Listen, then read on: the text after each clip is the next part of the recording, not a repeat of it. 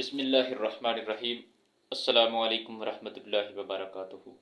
آج کی میری ویڈیو کا مقصد آپ کو بتانا کہ وہ کون سا بندہ ہے، وہ کون سا گناہ گار بندہ ہے جو رب کریم کی ذات کو بے حد پسند ہے، اور ساتھ ہی ساتھ یہ بھی بتاؤں گا کہ اللہ تعالیٰ سے اپنے گناہ کی معافی کیسے مانگیں۔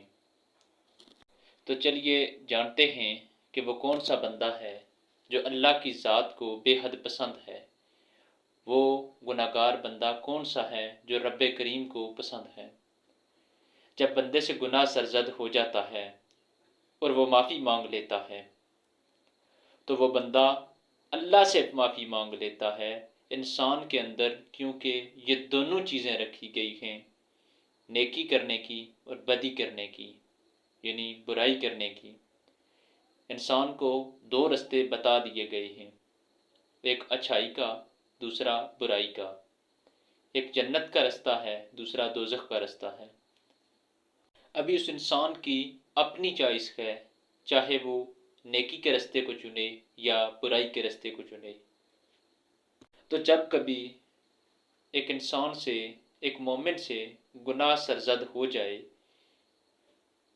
نیکی اس کی عقل، انبیاء کی تعلیمات، اس کا فہم، شریعت کی رہنمائی اسے بتائیں گی کہ وہ نیکی کی راہ پہ چلے۔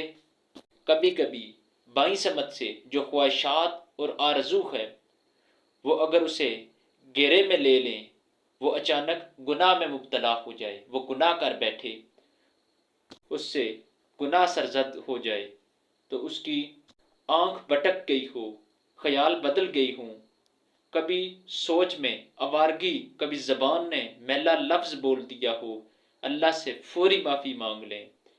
جب کوئی مومن گناہ کرتا ہے تب ایسی کیفیت ہوتی ہے جیسے ابھی احد پہاڑ تلے وہ آ گیا ہے۔ اگر اس نے توبہ نہ کی تو کچل دیا جائے گا۔ اللہ اکبر۔ جب ایک مومن گناہ کرتا ہے تب اس کی ایسی کیفیت ہوتی ہے جیسے ابھی وہ احد پہاڑ کے تلے آ گیا ہے، یعنی احد پہاڑ کے نیچے آ گیا ہے۔ اگر اس نے توبہ نہ کی تو وہ کچل دیا جائے گا۔ اللہ اکبر۔ پھر فوری معافی مانگ لیتا ہے، یہ اللہ کو بڑا ہی اچھا لگتا ہے۔ ایسا گناہ گار بندہ اللہ کی ذات کو بے حد پسند ہے۔ تو اللہ تعالیٰ کہتا ہے اپنے بندے سے، آخر میرا بندہ میری دہلیز پر آیا ہے، تم گواہ ہو جاؤ، میں نے اس کے سارے گناہ معاف کر دیے۔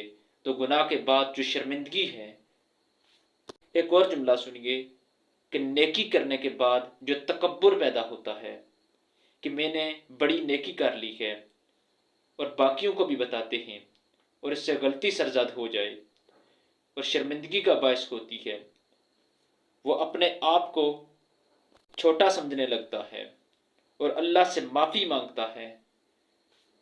تو وہ جو نیکی کرنے کے بعد آپ کے اندر جو تکبر، غرونت اور عجب پیدا ہوا ہے، اس سے بہتر ہے کہ آپ سے اگر کوئی گناہ سرزد ہوا ہے اس کی معافی مانگ لیں، اللہ سے معافی طلب کریں، اور اللہ کو یہ بندہ بہت پسند ہے۔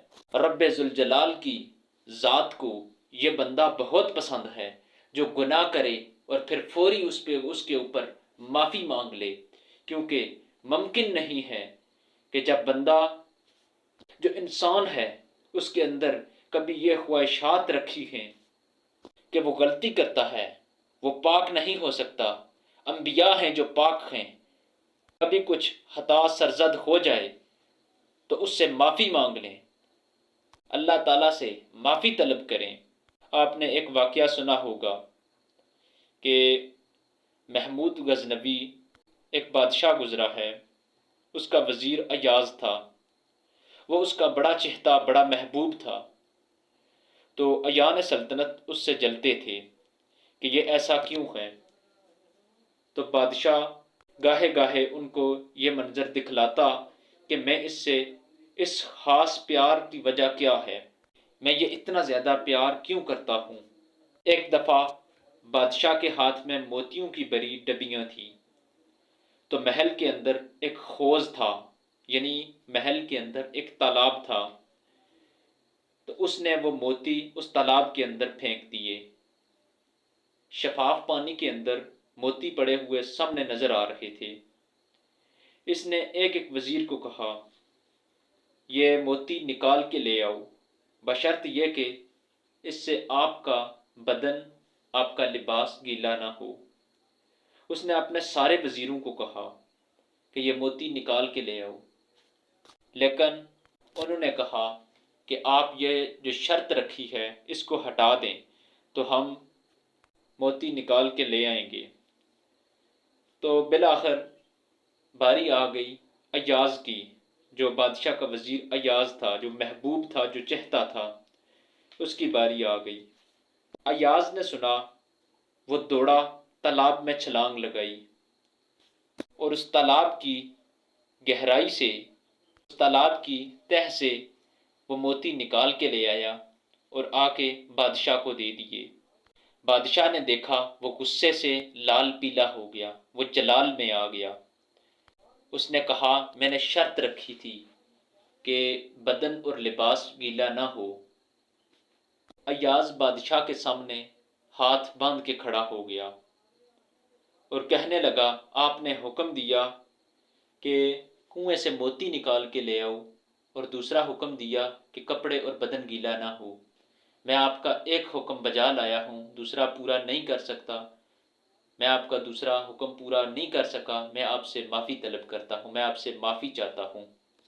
تو اس بادشاہ نے کہا، سنو وزیرو سنو، اس ایاز کی یہی خوبی ہے جس سے یہ میرا خاص اور محبوب ہے۔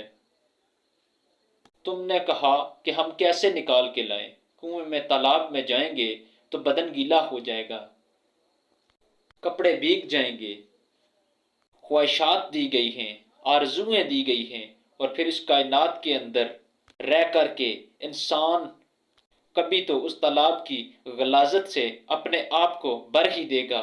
پھر کمال کیا ہے کہ نیکی کے پھول پیش کر دے، سجدے کے موتی پیش کر دے، رکوع اور قیام کے موتی پیش کر دے، انسانیت کے لیے موتی پیش کر دے، سارے موتی پیش کر دے۔ پھر مالک کا جلال کہ تیرے کپڑے کیوں گیلے ہوئے، تیرا بدن کیوں گیلا ہوا، یہ گناہ کیوں کیا، یہ ایسا کیوں کیا، پھر ہاتھ جوڑ سے اس رب کریم کی ذات سے معافی طلب کر لیں، اس سے معافی مانگ لیں تو وہ معاف کر دے گا۔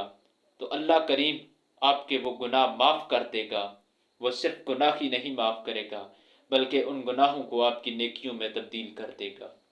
لہٰذا میں آپ سے ایک ہی التماس کرتا ہوں کہ اپنے گناہوں کی معافی مانگیں، اللہ سے اپنے گناہوں کی معافی مانگیں۔ اگر آپ سے کوئی گناہ سرزد ہو جاتا ہے تو رب کریم سے فوری معافی مانگیں، اسی وقت معافی مانگیں، سجدے میں جائیں، اللہ سے معافی مانگیں، گڑ گڑائیں، روئیں۔ وہ معاف کر دینے والی ذات ہے، وہ رب کریم ہے، وہ مالک ہے، وہ خالق ہے، وہ رازق ہے، وہ ہر چیز پہ قدرت رکھتا ہے، وہ معاف کر دینے والی ذات ہے۔ اللہ سے معافی مانگیں کہ اپنی رحمت کے صدقے میرے گناہوں کو معاف فرما۔ اللہ تیری رحمت کے سامنے میرے گناہ کچھ بھی نہیں، تیری رحمت کا جلوہ ہی میرے گناہوں کو ختم کر سکتا ہے۔ لہٰذا اپنے گناہوں کی معافی مانگیں اور اپنے آپ کو اللہ اور اس کے رسول صلی اللہ علیہ وسلم کی راہ پر چلائیں، جیسے رسول اللہ صلی اللہ علیہ وسلم نے بتایا ویسے